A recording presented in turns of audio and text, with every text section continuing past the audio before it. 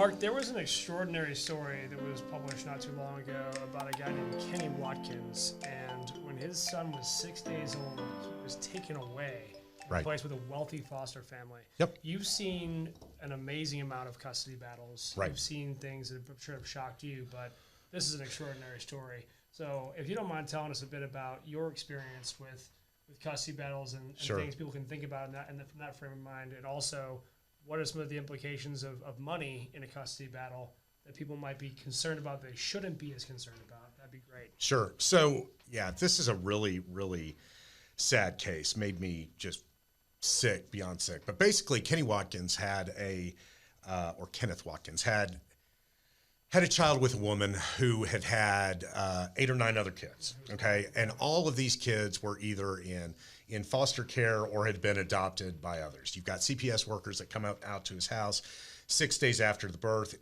I don't know why that happened. My guess would be in those type of situations, if you've got a drug-addicted parent, the birth mother specifically, and the child tests positive, you're going to have people come out and do a welfare check, okay? So they come out, and this guy's all excited about, this is my first child, and he's got the crib and diapers and everything set up, and it's not in, an affluent part of town, but they don't really, they don't really react to it, but they ask him to come down and talk to him the next day. So he comes down, talks to him. There's another CPS worker in there. The one that's interviewing him asked to let somebody else hold the child, and they basically steal the kid, man. That's what I think of this as.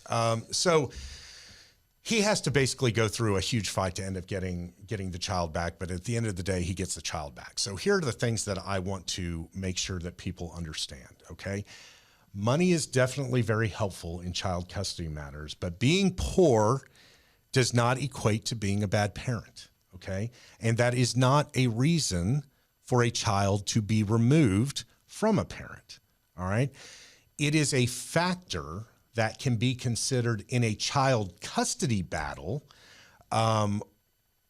related to the ability to care for a child. Okay. Where this is different, they took this child and they placed him with a very wealthy foster family. And what happens in those scenarios a lot, I don't want to say it's the majority of the time, but a lot, is at least in Texas, after that foster parent or foster parents have had that child for a period of 6 months, they have what is called standing. And that means that they have the ability to bring suit to terminate the parental rights of the biological parents and then to move forward with an adoption. And that is clearly what they were trying to do, okay? So it is unbelievable in this day and age that someone would try that kind of bullshit. It just absolutely turns my stomach. It's not shocking by any means. I think we just have a lot of overreaching. There's a lot of virtue signaling that's happening in this day and age. From both sides of the aisle, from rich to poor. It's certainly becoming a very derisive political environment. It's scary. Well, it is, and I mean, so what I can tell you about is my experience in this, and I'm going to give you 2 different areas. So regular child custody fight, okay, where nobody's trying to terminate parental rights. Does having more money help? Yes. Why? Because you've got the ability, thank you, to hire better counsel. Seriously. I mean, as evidenced by Exhibit A. Well, this podcast. But that's one piece, okay? Sure. And it's the ability to actually care for the child. And I'm not talking about, one of the biggest problems I see today is that parents are trying to buy the affection of their kids. You know what? And that shit, that's not where it's at. Okay. What needs to happen? Kids crave time. Okay. They're going to remember you being at their basketball game. They're not going to remember, the new G.I. Joe with the Kung Fu grip that you got them. I do because, that was a great movie, Trading Places. But in a termination case, what I have seen and what I have experienced is it's a racket, in my opinion. You've got too many people that are trying to hold on to a bunch of foster kids because of the pecuniary benefit that they get from it. And then you have a lot where CPS is mandated to try to place it with a family member. Okay.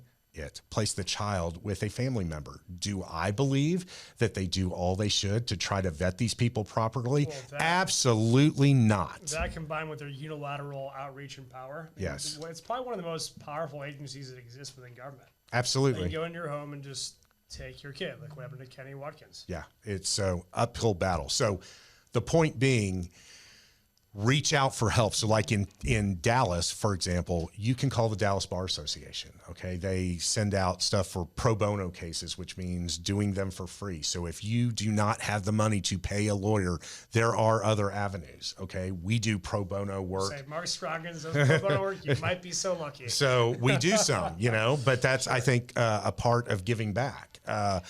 But there are lots of others that do it, and there's help out there. And never, never, never let a governmental agency try to pull that kind of shit. And don't put your head in the sand and just ignore it. Because if you do, you are going to limit your ability to be able to beat the system. But if you're on top of it, things can turn out okay. So, sorry, that was a bit of a downer, but let's come back and talk about some other things here in just a sec. Sounds great. All right. Thanks, guys.